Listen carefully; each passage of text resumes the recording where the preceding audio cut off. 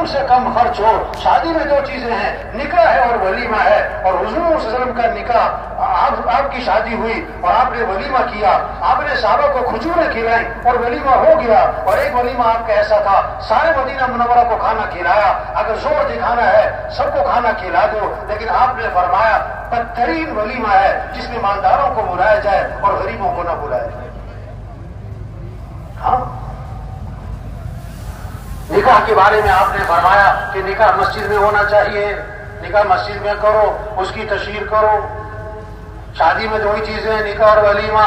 رشتے کی بنیاد بتائی, پیسے کی بنیاد پہ رشتہ نہ کرنا, مال کی بنیاد پہ رشتہ نہ کرنا, حسب و نسب کی بنیاد پہ رشتہ نہ کرنا. فلسفہ بذات الدین, فرمایا دینداری کی بنیاد پہ رشتہ کرنا.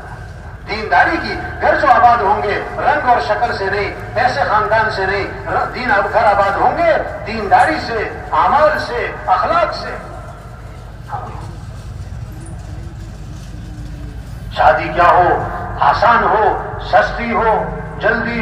یہ جگہ نہ کہیں نکاح پڑھانا ہوا تو وہاں یہ بات کی کہ شریعت کا مزاج کیا ہے, شادی سادی ہو, سستی ہو, آسان ہو, جلدی ہو.